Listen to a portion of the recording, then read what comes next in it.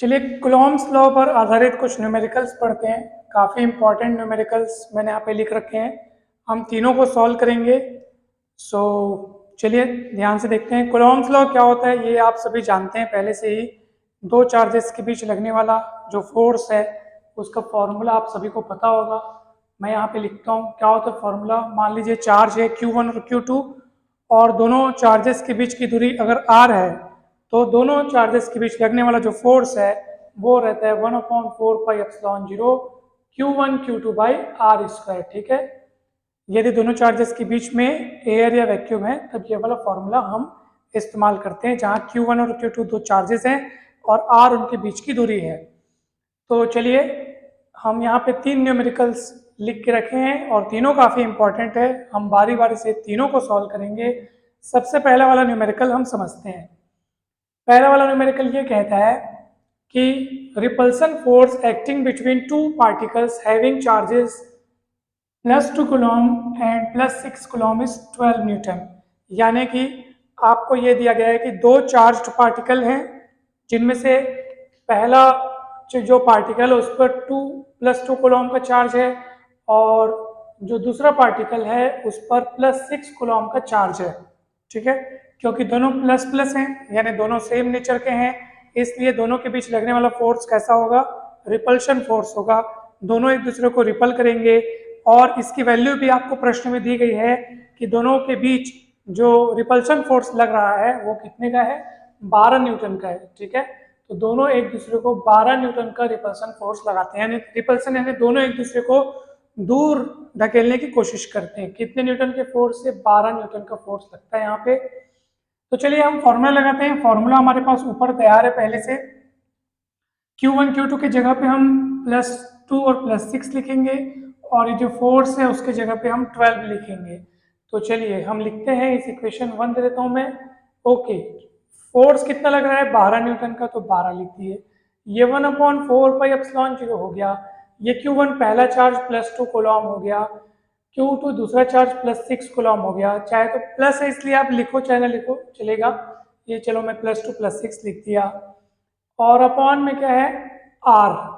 तो जो दूरी है ना, दूरी यहाँ पे दी गई है कि नहीं दी गई है, तो दूरी नहीं दी गई है तो दूरी को वैसे ही रहने देंगे। ठीक है, ये मैंने R² लिख दिया।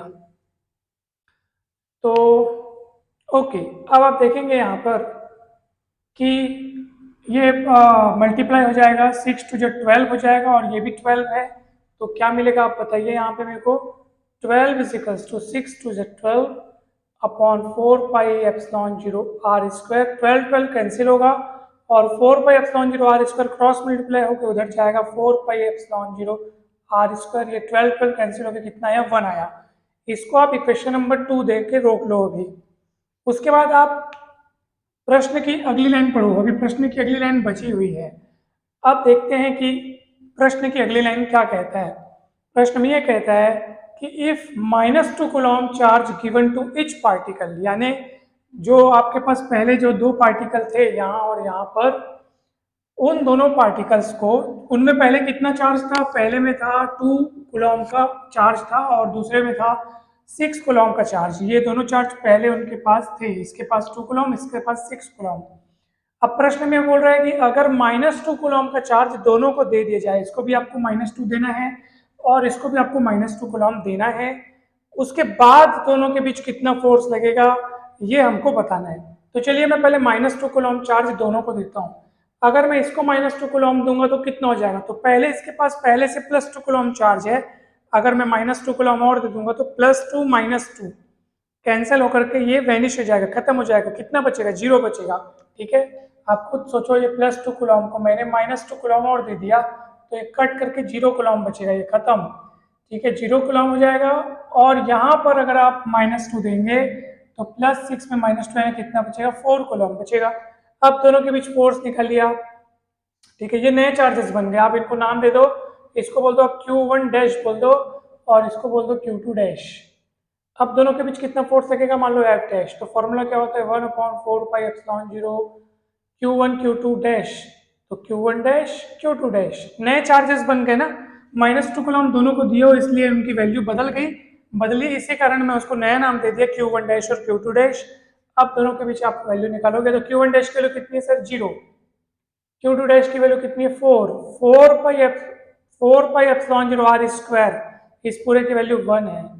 लेकिन आप खुद देखिए कि ऊपर 0 है तो 0 को आप 4 के साथ इंटू करोगे तो भी 0 आएगा, और 0/1 यानी 0, कुल मिलाकर के 0 हो गया। यानी कि अब अब दोनों पार्टिकल के बीच में कोई भी फोर्स नहीं लगेगा, यानी 0 लगेगा। बिकॉज इसके पीछे खेल किस बात का था?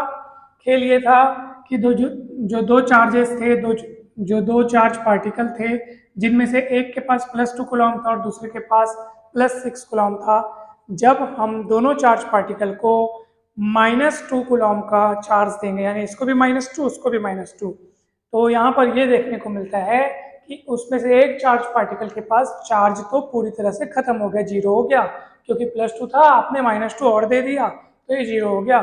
तो अब 0 है मतलब खेल खत्म है। यानी अब ये चार्ज पार्टिकल कहाँ रहा? इसके पास तो चार्ज ही नहीं है। और फॉर्मूले से भी अगर हम Q1 डैश की जगह 0 रखते हैं तो टोटल 0 हो जाएगा, यानी दोनों पार्टिकल के बीच अब 0 फोर्स लगेगा। ठीक है, अब ना ये केवल ये चार्ज पार्टिकल रहा, ये नहीं रहा, है ना। उसके पास चार्ज कितना हो गया? 0 हो गया। तो ये काफी अच्छा न्यूमेरिकल था। आशा है आपको ये समझ में आया होगा। चलिए नेक्स्ट न्यूमेरिकल देखते हैं।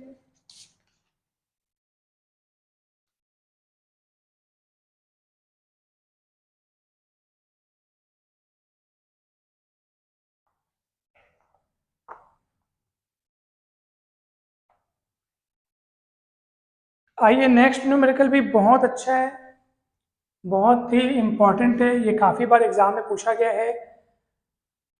देखो, 2 पॉइंट चार्जेस, 2 पॉइंट चार्ज हमारे पास, +9e और e, यानी एक चार्ज की वैल्यू कितनी है? +9e, और दूसरा जो चार्ज है उसकी वैल्यू है +e, और दोनों के बीच की दूरी कितनी है? 8 मीटर।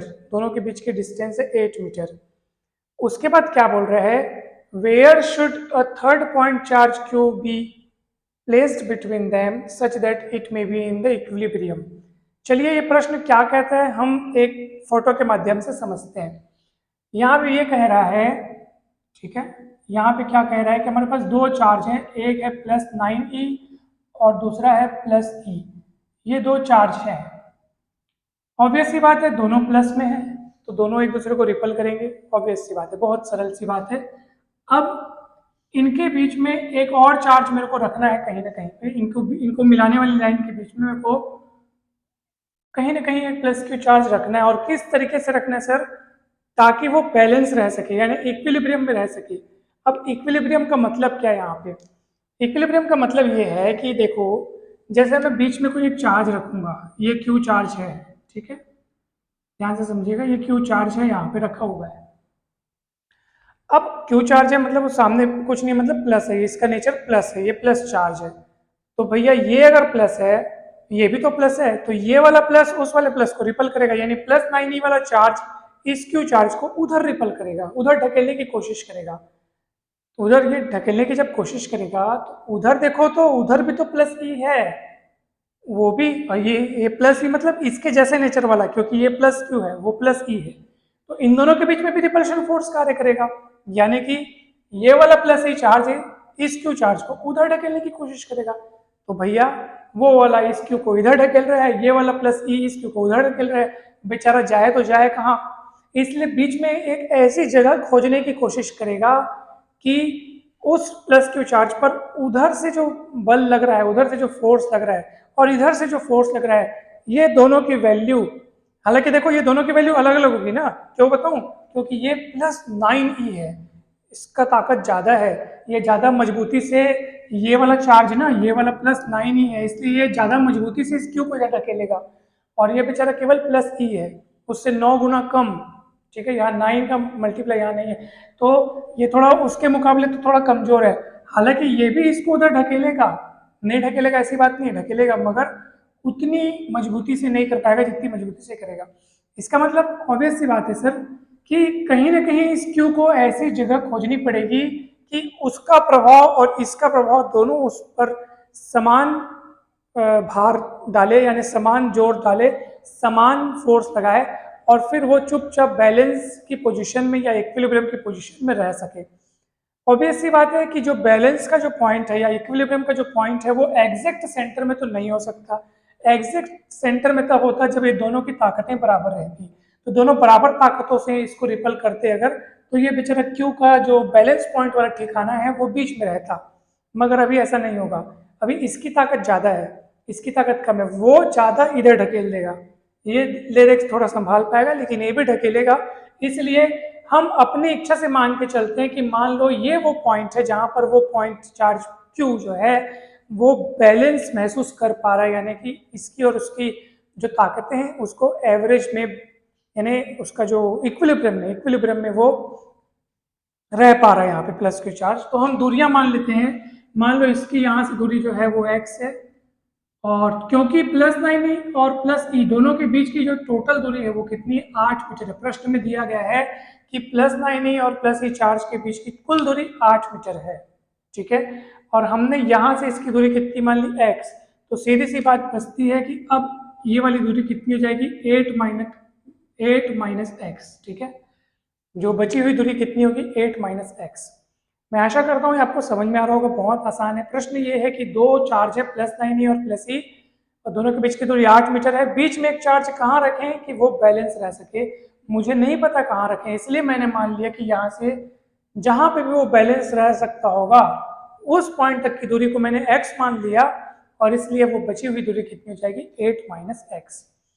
अब फिर से हम बात करते हैं कि सर आपने बैलेंस माना है, इसका मतलब क्या है। कब कहेंगे कि वो प्लस क्यू चार्ज जो है यहाँ बीच में रखा हुआ वो बैलेंस की पोजीशन में है, इक्विलिब्रियम की पोजीशन में है, ऐसा कब कहेंगे। तो कब कहेंगे जब इसके द्वारा इस पर लगाया गया बल, यानी कि फोर्स, इसके द्वारा इस पर जो फोर्स लगाया गया है और इसके द्वारा इस पर जो फोर्स लगाया गया है वो दोनों इक्वल हो सके। वो जब दोनों इक्वल होंगे ना, तब कहीं जाकर हम कहेंगे कि ये प्लस क्यू चार्ज जो है वो क्या होगा, इक्विलिब्रियम में रह सकेगा। अब आप कहेंगे सर आप ही तो थोड़ी देर पहले बोले कि दोनों की ताकतें बराबर नहीं होंगी। दोनों की ताकतें बराबर नहीं होंगी अगर हम सोचें ये कि अगर क्यू को सेंटर पर रखते, मान लो थोड़ी देर के लिए क्यू को मैं सेंटर पर रख के देखता हूँ, ऑब्वियस सी बात है ये ज़्यादा फोर्स लगाएगा। लेकिन अगर हम एग्जैक्ट सेंटर को न सोचकर कोई एक ऐसा पॉइंट खोजें, मान लो उससे बहुत दूर, तो इससे प्लस 9 से अब उसकी दूरी बहुत बढ़ चुकी है, तो दूरी बढ़ने के कारण इसका वाला जो फोर्स है वो उससे बैलेंस किया जा सकता है, क्योंकि उससे दूरी कम है, दूरी कम होने के नाते वो फोर्स ज़्यादा लगाएगा, इसकी दूरी ज़्यादा होने के नाते ये फोर्स कम लगाएगा। लेकिन इसका मैग्नीट्यूड ज़्यादा है, उसका मैग्नीट्यूड कम है, ये भी तो बात है। तो कुल मिलाकर के दूरी और मैग्नीट्यूड के हिसाब से ये एक दूसरे को बैलेंस करेंगे, ये दोनों फोर्स, और फिर दोनों इक्वल हो जाएंगे। चलिए तो हम शर्त लगाते हैं कि इसके बीच का फोर्स इज इक्वल्स टू इसके बीच का फोर्स। तो बताओ इसके बीच के फोर्स का फॉर्मूला क्या होगा। फॉर्मूला उसी से होगा सर 1/4πε0, Q1 की जगह पहला वाला चार्ज ले लो 9e, Q2 की जगह दूसरा चार्ज ले लो Q अपॉन दूरी का स्क्वायर, हमेशा r नहीं लिखेंगे, r दूरी, यहाँ पे दूरी x दिख रही है, ये देखो इसके बीच की दूरी x दिख रही है तो x स्क्वायर लिखेंगे, ठीक है। अब इन दोनों के बीच का फोर्स, इक्विलिब्रियम की यही कंडीशन है, इन दोनों के बीच का फोर्स इज इक्वल्स टू उन दोनों के बीच का फोर्स, तो 1/4πε0 इन दोनों के बीच। तो पहला चार्ज आप किसी को भी ले लो, ये क्यू ले लिया मैंने, दूसरा चार्ज ई, अब दोनों के बीच की दूरी 8 माइनस एक्स है, याद रखियो क्योंकि टोटल दूरी 8 है, तो 8 माइनस एक्स स्क्वायर। अब देखिए दोनों ओर से कौन कौन सी राशियां कट रही हैं, 1/4πε0 कट जाएगा दोनों ओर से, क्यू कट जाएगा, ई कट जाएगा, क्या बचेगा, यहाँ बचेगा 9/x स्क्वायर, ये बचेगा 1/8 इतना स्क्वायर, ठीक है। तो बहुत इजी है ये।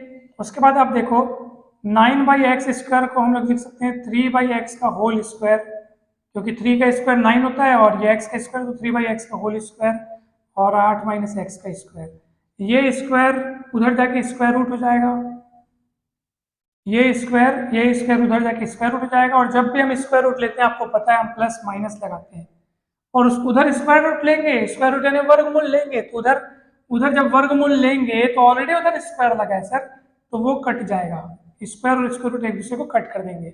बस आपको ये ध्यान रखना है कि आपको प्लस माइनस लगाना है, क्योंकि जब भी हम स्क्वायर रूट लेते हैं तो प्लस माइनस लगाते हैं।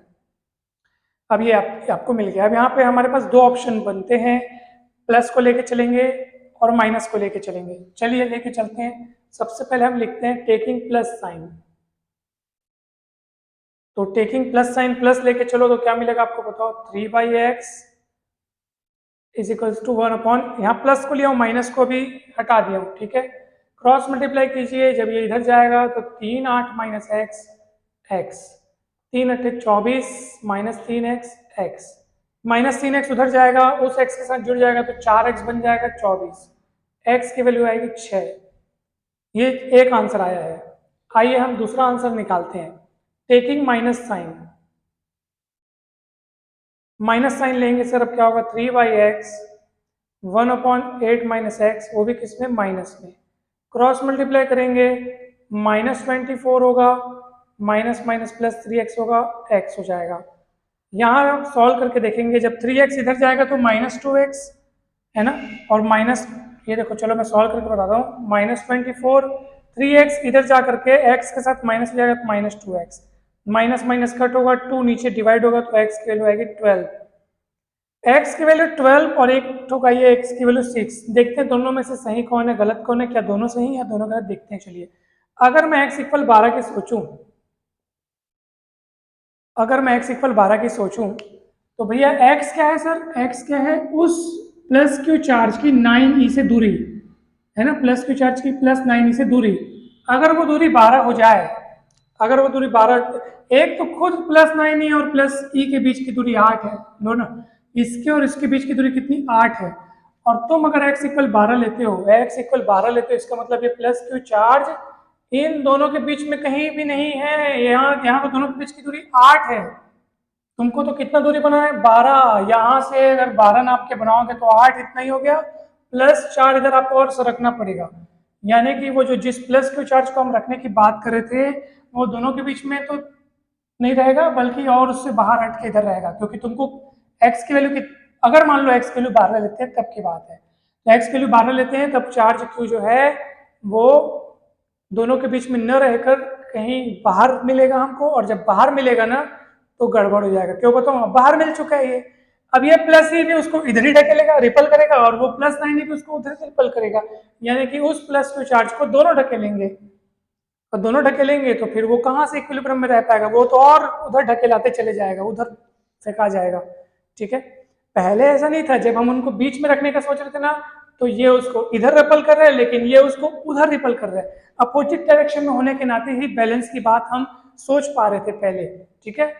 लेकिन x इक्वल 12 होने से सब गड़बड़ हो गया, इसलिए ये वाली वैल्यू हम ले ही नहीं सकते, क्योंकि ये वैल्यू जब लेंगे तो वो चार्ज दोनों के बीच में कहीं नहीं न हो करके वो बाहर होगा, और उस समय दोनों ही, यानी कि प्लस 9 और प्लस ई दोनों ही चार्ज उस प्लस क्यू चार्ज पर एक ही दिशा में फोर्स लगाएंगे, सब उधर भेजेंगे उसको, प्लस 9 भी बोलेगा तो उधर भाग जा, प्लस, और ये जो प्लस ई है जो 9 के इस पार है वो भी बोलेगा तो उधर भाग जा, तो दोनों जब उधर भेजेंगे उसको तो फिर वो इक्विलिब्रियम में नहीं रहेगा, इसलिए ये वाला वैल्यू हम स्वीकार नहीं करेंगे। हम कौन सी वैल्यू स्वीकार करेंगे, x इक्वल 6 वाली, ये x इक्वल 6 वाली वैल्यू, x इक्वल 6 जो है वो 8 से छोटी है, यानी साफ बात है कि अब इस स्थिति में वो चार्ज इनके बीच में कहीं रहेगा, और कहाँ रहेगा, यहाँ रहेगा, ताकि यहाँ से दूरी हो जाए 6 और बची दूरी हो जाए 2, क्योंकि टोटल है 8।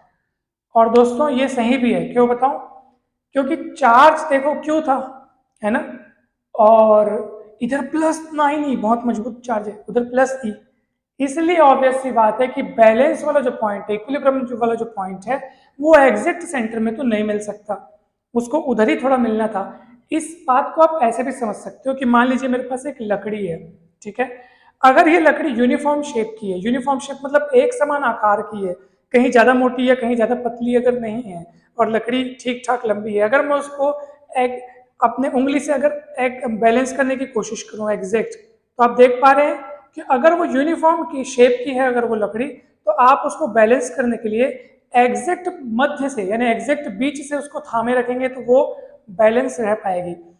अगर आप थोड़ी देर के लिए ये सोचिए कि उस लकड़ी का या उस छड़ी का जो भी है, अगर उसका शेप या साइज यूनिफॉर्म नहीं है, वो एक समान साइज की नहीं है, कहीं ज़्यादा मोटी है कहीं पतली है, अगर इस टाइप के शेप में है और मैं आपको कहूँ कि बेटा इसको बैलेंस रख के बताओ, तो आप आप खुद सोचो ना, मान लो लकड़ी इस तरफ ज़्यादा मोटी है, इधर बहुत पतली है, और आप बैलेंस रख के बताओ, तो क्या अब बैलेंस रखने के लिए आपको एग्जैक्ट बीच बीच से अगर उसको थामना चाहोगे, पकड़ना चाहोगे, तो क्या वो बैलेंस रह पाएगी? क्या नहीं रह पाएगी? क्यों? क्योंकि अब वो एक साइड ज़्यादा भारी हो चुकी है, एक साइड कम भारी है, वो तो जिधर ज़्यादा भारी है उधर ऐसे झुक जाएगी। मैं बोलूँ अगर आपको नहीं, अभी भी आपको बैलेंस रख के दिखाना है, रख के दिखाइए, तो आप क्या करेंगे, अब आप ना उसको एग्जैक्ट सेंटर से पकड़ने की भूल तो नहीं करेंगे, बिकॉज लकड़ी एक समान मोटाई की नहीं है, किधर ज्यादा मोटी है और किधर पतली है। तो आप जरूर आप दिमाग लगाइए कि आप अपनी उंगली, अगर उसको आपको बैलेंस रखना है, तो आप अपनी उंगली जिधर लकड़ी ज्यादा मोटी है ना उधर सरकाएंगे, और कहीं ना कहीं आपको बैलेंस वाला पॉइंट मिलेगा। इसके पीछे लॉजिक क्या है? क्योंकि ज्यादा मोटा हिस्सा है, तो जब आप उंगली से उसको बैलेंस करना चाहेंगे, तो जिधर ज्यादा टुकड़ा छूटेगा उसका भार और उसका भार आपस में बैलेंस हो जाएगा, क्योंकि जिधर ज्यादा लंबा टुकड़ा छूटेगा वो पतला है, क्योंकि ना इसलिए वो उसकी बराबरी करेगा जो टुकड़ा छोटा है लेकिन मोटा है। तो बैलेंस करने के लिए बस वही वाला दिमाग आप यहाँ लगाइए, तो आपको आसानी से समझ में आ जाएगा, बहुत आसान है। तो आशा करता हूँ तो हमारा उत्तर मिल गया है। प्रश्न ये था कि उस चार्ज को कहाँ रखा जाना चाहिए, तो कहाँ रखा जाना चाहिए, +9e से 6 मीटर की दूरी पर रखा जाना चाहिए, यानी कि +e से 2 मीटर की दूरी पर। सो ये एक न्यूमेरिकल क्वेश्चन हो गया। आशा करता हूँ आपको काफी अच्छे से समझ में आया होगा। ठीक है, चलिए एक और न्यूमेरिकल देखते हैं। तीसरा वाला तो काफी आसान है। इसमें ये बोल रहा है कि दो चार्ज पार्टिकल हैं और दोनों का जो चार्ज है वो है 1 कूलॉम, और दोनों के बीच में 1 किलोमीटर की दूरी है, तो दोनों के बीच का फोर्स क्या होगा? तो यहाँ पे सर दो चार्ज पार्टिकल है Q1 Q2, और दोनों की वैल्यू 1 कूलॉम, इसलिए मैंने पहले इक्वल लिख दिया। दोनों की वैल्यू 1 कूलॉम है, दोनों के बीच की दूरी कितनी है? 1 किलोमीटर। याद रखें आप इसको मीटर में चेंज करें, बिकॉज हम जो ऐसा ही सिस्टम में जो फॉर्मूला हम लिखते हैं उसमें आर जो है वो मीटर में रहता है, तो किलोमीटर को मीटर में चेंज करने के लिए 1000 मीटर लिखते हैं। चाहो तो आप इसको 10 की घात 3 लिख सकते हो, 10⁻³ लिख सकते हो। अब फोर्स का फॉर्मूला मुझे बताइए, 1/4πε0 Q1 Q2 by are square, ऊपर में लिखा हूँ देख लो। और इसकी वैल्यू जो होती है 9 × 10 की घात 9 होती है। एक वैल्यू आपको पता है 1/4πε0 की वैल्यू 9 होती है। Q1 Q2 दोनों 1 1 है, बीच की दूरी 10⁻3। अब इसको सॉल्व करो, ये 10 की घात 9 10 की घात 3, ये ऊपर जाके माइनस हो जाएगा, तो 9 में से 3 पावर जाएगी तो 6 पावर बचेगा, और ये न्यूटन में आपका आंसर आ गया। तो ये काफी इजी न्यूमेरिकल था। तो मैं आशा करता हूँ कि आपको ये तीनों न्यूमेरिकल बहुत अच्छे से समझ में आए होंगे। अगर अब भी कहीं आपको कोई डाउट है तो आप बेझिझक पूछ सकते हैं। हो सकता है मेरे समझाने में कुछ भूल रह गई हो, त्रुटि रह गई हो, तो मुझे जरूर बताएं ताकि मैं सुधार सकूं। और thank you so much. Video अगर अच्छा लगा हो तो वीडियो को लाइक करें, चैनल को अगर अभी तक आपने सब्सक्राइब नहीं किया है तो सब्सक्राइब जरूर करें, बेल आइकन को प्रेस कर लें ताकि वीडियो जब भी पोस्ट हो अगला तो नोटिफिकेशन आप तक सबसे पहले पहुंचे। Thank you so much.